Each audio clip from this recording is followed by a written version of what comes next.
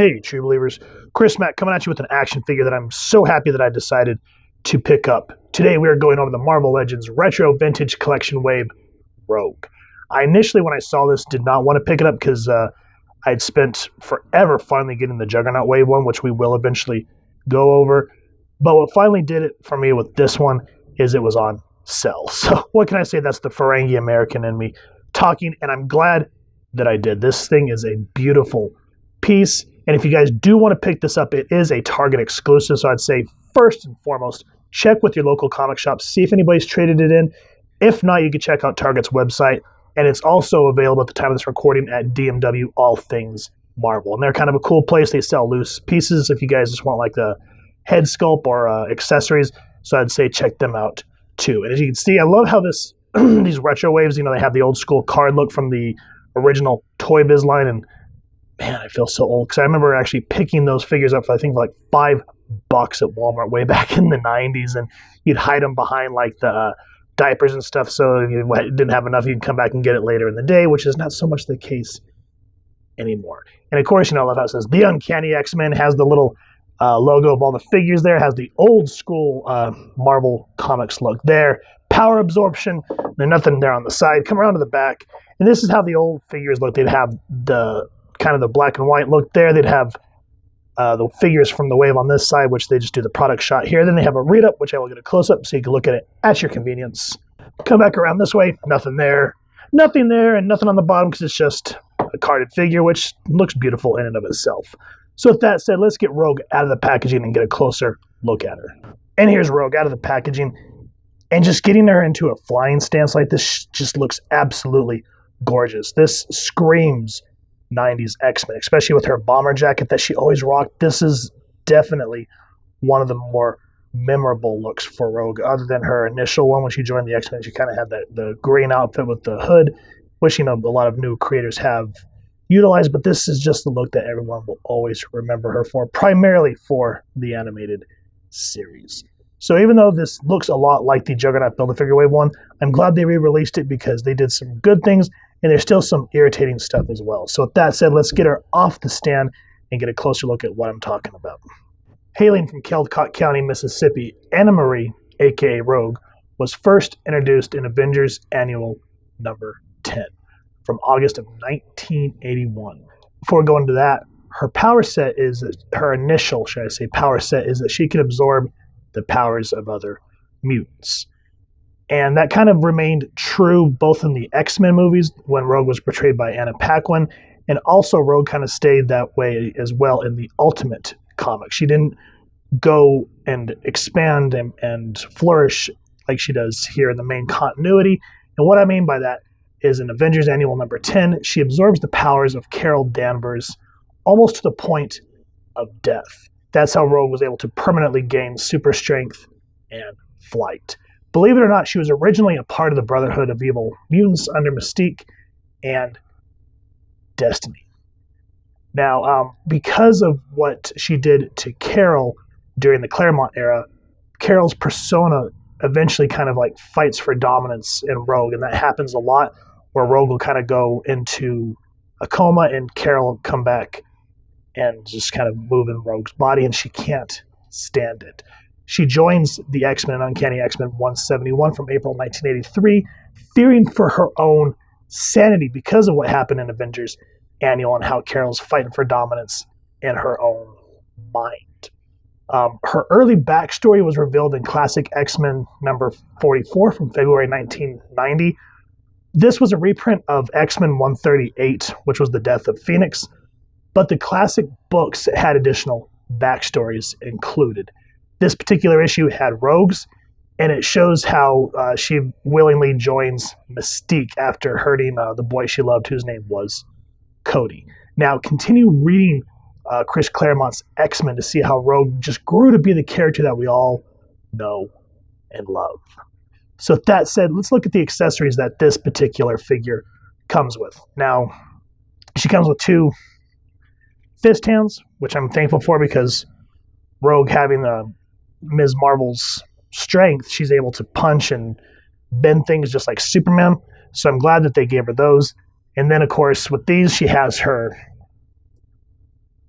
a bare power absorption hand, so that when she touches people, she can gain both their memories and their powers. And, the flesh tone matches it very well, so when you put it on there, it's not going to look ghetto, for lack of a better word. Just looks really nice. The way the hand's supposed to go, where all the tendons and whatnot are supposed to show up, looks great. Now, what really sets this figure apart from the Juggernaut Build-A-Figure Wave version is the inclusion of this hand. And what that means, let me get a better focus on that because it's being a turd, is this shows Rogue taking off her glove in order to use the power absorption hand. This particular hand came with the Juggernaut Build-A-Figure Wave, but not this. And this right here, honestly, sets this figure apart from the original release and just makes it that much more special. So those are the accessories she comes with. The paint apps, and what kind of, I was on the fence when they first said that they were going to release a Retro Wave Rogue, because it was maybe a month before they announced this that I finally got my hands on the Juggernaut one, and I was like, oh, come on. And then they released this one, and I was like, damn it. But I'm thankful that I have this one. But I will say this one, the face sculpt, 1,000 times better. I love the soft skin tones that they put on her. There's no hard lines like you would put on a male character. Her eyebrows look great. Her green eyes look stunning. The red lipstick just really screams what Rogue always looked like. Love the headband here. This is soft plastic so that I can move around. Be careful with that. Looks amazing. The white, because her hair's always kind of had that skunk look where she has her brown and then the white, so that looks really nice. Really love that look. Yeah, the head sculpt is definitely 1,000% better than a lot of the other Rogues from the past. I love her bomber jacket, just like when we went over the Black Widow.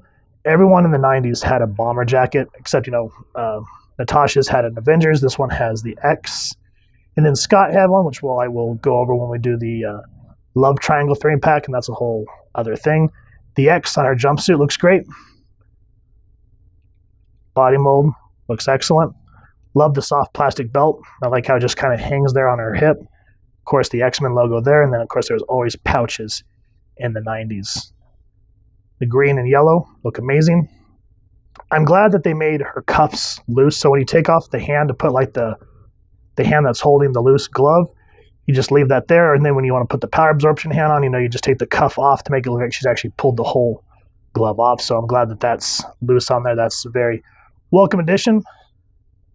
These loose bands, yeah, they're part of her uniform, but they flop around too much. Stuff like that kind of irritates me. It's just kind of like, stuff like this does not need to be loose. That could have just been, added as an additional thing. Same with her knee pads. They're kind of loose and they move around. So it is what it is. You just got to be careful with it.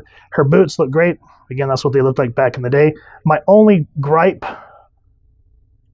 is the damn trademark stamp on the thigh. They should have put that down here somewhere. So that's something that's frustrating, but I'll let it go. But overall, just looking at all like the waves in her hair, the face sculpt, she looks like she jumped right off the pages of the comics. This is definitely a beautiful piece, and I highly recommend you getting it in your collection. Now for the articulation, I'm a little disappointed because you would think if they're going to re-release a figure, they'd look at the flaws from their older release and see what they could do to, enhance the new figure. Yes, they got it right with the head and the added accessory. Perfect. But the problem here, and this is still with a lot of Marvel Legends figures and McFarlane figures and whatnot, is the hair. I wish, even though her hair is beautiful, I wish they'd figure out some way where, she can look down about that much. And just like what I say with all my reviews is make sure to first and foremost warm your figures up so you don't break them. A lot of her joints were tight. Had to warm them up before I did this review. But even after her warming her head up, that's as far as I can get her head to look down. And because of this big fluff of hair, there's no way in hell to make her look back. She's stuck. That's it. That's really frustrating. The same thing when you try to twist the head. how it kind of starts to flop over the shoulder. I mean, you can at least get her to look kind of side to side, but see how the hair starts to flop over her arm and kind of start to hinder her. And at least you can get some play here and some back and forth play there. So that's probably my biggest gripe right there, is they're just adhered to the old school head sculpt with the hair. And come on, let's get past this and figure this out. So that's that. Arms do spin 360. They go up, and of course you go up this way, that way.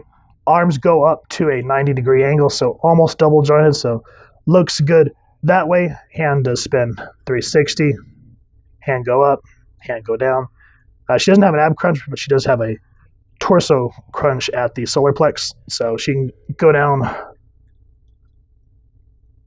a little bit, and then I'm glad that they really made it, whereas if you want to get her to fly, this is where you're really going to depend on when you want to put her in a flying pose to make her look up. Since her hair hinders, you're going to have to really tilt her back and just do your best to get her to look up so she's not looking down like this on a peg. That's going to be frustrating.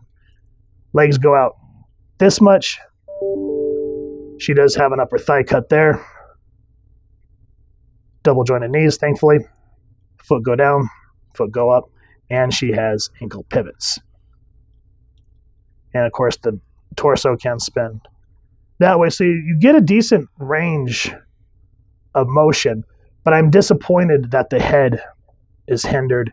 And then, of course, because the legs can go up that much, so you try to tilt her leg back. And because of that butt flap, you can only go that far. You have to kind of pull it out and to the side, which does not look natural. The McFarlane figures, they made the butt flap soft, at least the newer ones, so you can actually tape the leg back at a 90-degree angle. So I kind of wish Hasbro would learn from that, because this hard butt, sounds so wrong, is such a frustration. So that's probably one of my other biggest gripes. But overall, other than those few things, the articulation for what we have is very much welcomed. Overall, I absolutely do love this re-release of Rogue. One thing that I will say is if you're going to re-release a figure, which is always welcome, especially if one gets to be harder and harder to find in the secondary market, Rogue definitely being one of those. One thing that we ask is please retool these to, add some new stuff, like maybe the pinless technology, or, there's so many of these figures that have been re-released. Figure out a way with the hair to be able to tilt that head up and down. That is so frustrating that you can't tilt her head back in flying poses very well, and you have to rely on this torso crunch. So little things like that go a long way, but this one did not have that, help. Especially the butt flap. I wish Hasbro would learn that these hard butt cheeks, it sounds so wrong, does not help. McFarlane's soft plastic legs can go all the way back without that butt flap hindering it. So I wish that that's something they would learn from as well. Now, since Rogue didn't really get a whole lot of retooling other than the head sculpt looking a hell of a lot better, what also goes a long way with fans is accessories. Yes, the original Rogue, as we talked about, has the skin hand, but being able to have a hand that looks like she's pulling off her glove, I know that may seem trivial, but to a collector, that speaks volumes and very much welcomed. So overall, beautiful figure. I'm glad the head sculpts were done. Love that accessory. Paint apps, everything is beautiful. And if you're a fan of the old school 90s X Men and the way that Rogue looked in this era, definitely the figure for you, especially if you missed out on the Juggernaut one, which that figure is going up in price so much it's ridiculous. So if you have enjoyed what you've seen, please first and foremost support your local comic shop and see if you can get this figure from them. If not, you can check out the places that we talked about at the beginning of the review. Speaking of, if you've enjoyed the review, we really would appreciate if you take a moment to hit like, share, and subscribe. Helps the club channel more than you could possibly know. And if you don't mind hitting that fancy little X bell next to subscribe, that way we can continue to upload content, you guys get notified. Come to the channel, and we love talking with you all and hearing your thoughts and feedback down in the comments below or our social media pages, which I'll make sure to leave the links down in the description. So with all that said, thank you so much for stopping by. Hope you all continue to have an absolutely amazing day reading. Photo slideshow coming up next. And happy hunting, true believers.